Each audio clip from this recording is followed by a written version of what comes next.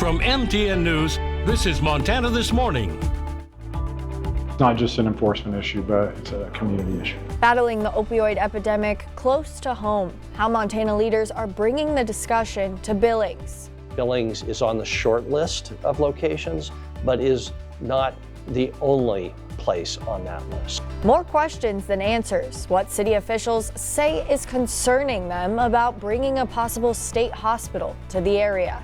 I showed growing up as kids, and it's just a tradition that we've carried on through our own family. Keeping 4-H pledges in the family. What lessons a family is passing down at Montana Fair from generation to generation. Those stories and much more coming up in the next hour. Good morning and welcome back to Montana This Morning on this Wednesday, August 13th. I'm Hailey Monaco here with Miller Robson. Good morning, Hey, Miller. good morning, Hailey. Welcome to the hump, everybody. And Yes. you mentioned earlier when we got in, boy, it got stormy last night. You're right, it did. Quite the storm. We did have a storm come through. Let's take a step back in time. It actually gave us some rain, some much needed rain. Now, like I mentioned yesterday, if these storms are going to be very spotty, hit or miss in nature. So if you get any rain over the next 7 days, consider yourself lucky. Hit or miss. Didn't miss us last night in Billings. We had just over 3/10 of an inch of rainfall at the airport officially, and we had a top gust over 35 miles an hour with that storm that came through. We could still see that today, maybe over the course of the next few days, but again, very spotty in nature. So we kind of got lucky last night here in the Magic City. Our high yesterday of 92, so about 5 degrees above average. We're going beyond that today, knocking on the door of 100 in some spots. You can see the moisture for the month and for the year both on the plus side. This is what it looked like over the last 12 hours. You can see those storms firing up from west to east. We did get it. It came right through Billings briefly last night. In fact, our own Russ picked up some of that rain here in Midtown last night and some of the thunder and lightning. There you go. Great job there, Russ. And again, it's not completely out of the question. We could see it again tonight and over the course of the next few days, mainly in the afternoon and the evenings. But again, very hit or miss showers is what we're looking at. Pretty quiet this morning. We do have a little bit of rain up there in the northeast corner of the state, maybe around the mountains as well. Temperatures in the 50s and 60s as we wake up. We've got 65 right now here in Billings. But look at that daytime high today, getting up to 98 with lots of sunshine this afternoon. And some areas could even get hotter than that. How about triple digits there in Forsyth? Yeah, but it doesn't last. I'll explain why coming up. Thanks, Miller. Okie doke. In our top story this morning, fentanyl overdoses have killed more than 250 Montanans from 2021 to 2024. Even more are struggling with addiction. State leaders worry a growing crisis could be spiraling out of control. This week, those leaders joined together to combat an issue that is impacting so many Montana families. With more on the steps being taken to end this heartbreak, here's our Mac Carmack. And think of a child who this is completely unregulated. Behind every overdose is a person and their family. You know, drugs are bad, people aren't. That's something Kim Ettinger knows all too well. He still lost his life to an accidental overdose. In 2017, Ettinger lost her only son to a drug overdose. He was just 20 years old. Without even meaning to, my son's life ended just because he was taking things he shouldn't have, and he was trying to help ease his anxiety and depression. Her heartache led to her attending this opioid prevention summit, an attempt by the Department of Justice to spread awareness of some sobering statistics. The DOJ says that more than 250 people have died from fentanyl-related overdoses since the pandemic. 80 of those individuals died in 2023 alone. Nowhere in Montana is immune. We've seen a variance in rate, but we've seen overdoses in very small rural parts of the state and then also in our population centers. So Stephen Crawford, the chief of the department's Narcotics Bureau, tells me authorities are working on targeting the epidemic head on. He and Kim say advocacy and awareness is the first step. Narcan should be a stigma to have Narcan. Narcan is like the pocket mask of today, that it can save a life. So. Just talking about it brings awareness, and just like with anything else, the more you talk about it, the more somebody else is going to say us too. And fortunately, Steve says 2024 saw an exponential decrease in fentanyl-related deaths because of increased enforcement and a decrease in supply. It's not just an enforcement issue, but it's a community issue. It's why getting the word out is just that important. Talk to your kids. I talk to the schools, talk to someone else's kids, so they know the dangers of substance abuse and what can possibly go wrong. In Billings, Mac Harmack, MTN News.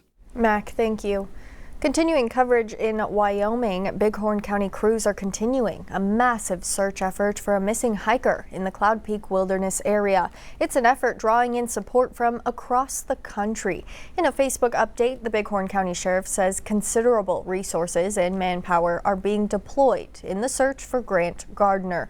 Command operations have now been moved to the Grable, Wyoming airport, with tips coming in from other hikers.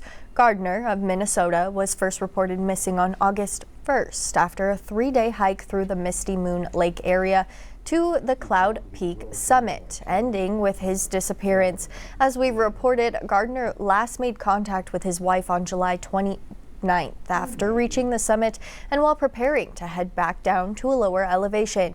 The sheriff says the Cloud Peak Wilderness is deceptively expansive, remote, and snow is starting to fall at higher elevations above 10,000 feet. The Bighorn County Sheriff says many resources are at play. This is just a portion of the agencies helping the effort. He says the Wyoming National Guard, dog tracking teams, FBI forensic teams, private pilots, and search and rescue teams from Wyoming, Montana, and beyond are all combing the area.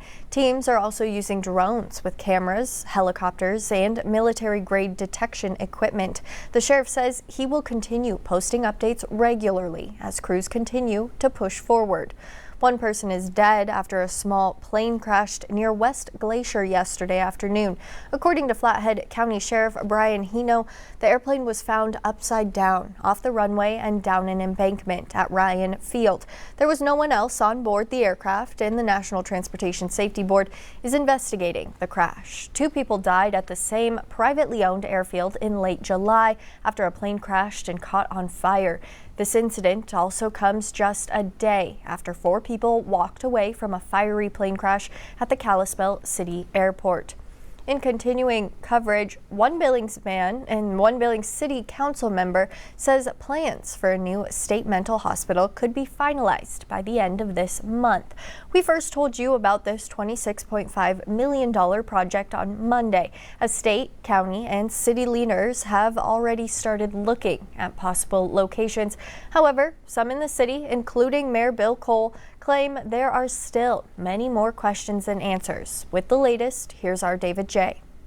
Some in the legislature say a state hospital would be a big benefit to Billings. I've been surprised the number of people that says, yeah, I have a cousin in the state hospital, or I have my dad in the state hospital. State Senator Dennis Lenz is the chair of the Senate Public Health Committee and says Yellowstone County sends the second most patients behind Missoula County to Warm Springs. He says the process to build a state mental hospital in eastern Montana is in the early stages. Ultimately, we weren't trying to surprise anybody or put, say this is what it's going to be, now choke it down, because we want Billings to understand why this is so important. In defense of the state, I'm not sure that they have that detailed plan. It's not that anybody's withholding anything. Mayor Bill Cole says he has not been in on any of the communications and has not made any formal requests. He says the important point is that the state has not yet made a decision. What I would like to see is a detailed written analysis of what's being proposed and what the impacts would be on whatever community, including Billings. And then second, I'd like to see a clear, enforceable plan whereby the city would mitigate any impacts on a community. Senator Lenz says the bigger supply of workers, treatment facilities, and other state programs dealing with prisoners are some of the reasons he supports putting an eastern Montana hospital in Billings. And he expects more information on a location and what could be built. That's a real possibility for coming up with some plans. Once people see what it is, understand what it's going to do, see how we fit into for helping out the people of the state, I think that will go over well. My understanding is that Billings is on the short list of locations, but is not the only place on that list. In Billings, David J., MTN News. David, thank you. It's a story we continue to follow out of Sweetgrass County. Now, Big Timber city officials have voted 3-2 to ban the sale of all bulk drinking water to outside entities. It came after 2 hours of intense debate and discussion during a special meeting earlier this week. The ban will end the proposed sale of up to 100,000 gallons of treated water per day to the Crazy Mountain for the irrigation of its new golf course. That sale had come under intense scrutiny in recent weeks as the proposed sale came after the Montana DNRC filed a lawsuit against the ranch, saying it has no valid rights to irrigate. The ban will remain in place until a bulk water sale policy can be advised and instituted. The 112-acre golf course started construction in 2023. The 110th Montana Fair is already several days old, with animals always being a main attraction. From goats to cattle, one shepherd family has provided a long-running show. Our Hannah Pettiferi has the story on this generational family. 61 years. For 6 decades, Babe Goggins and her family have been in the cattle business. She just has kind of been the rock of our family. Her granddaughter, Becky Anderson, praising the work she has done. I think inspires all of us to do our best and continuing to carry on their legacy that they built. And now great-great-grandchildren are showing off their cattle. We have a good time as a family. 14-year-old Hudson Anderson with his cow Bingo, highlighting the time he gets to spend with his family. All the family, just all around, having time together. Becky says it brings them back to their roots. I showed growing up as kids, and it's just a tradition that we've carried on through our own family. And helps her kids understand the hard work that goes into it. It's not easy. I mean, it takes a lot of work and dedication and time as far as taking care of them day to day. Her kids learning the ropes. It's taught them how to work hard and responsibility. Here at the 4-H Market Cattle Show, upwards of 40 family members were here, from cousins, aunts, uncles, grandparents, great-grandparents, you name it, and they were here. And 16 of those kids showed their cattle for the sale on Saturday. It's been lots of fun watching them. It's great fun. 10-year-old Harrison Cook is another one of the 16 showing, dedicating his time to his cow, MJ. Just being with the animal, getting to learn, and just doing work, and it gets me up in the morning. But Harrison also knows what's going to happen to his cow. I know it's going to feed many people. His dad steering him in the right direction.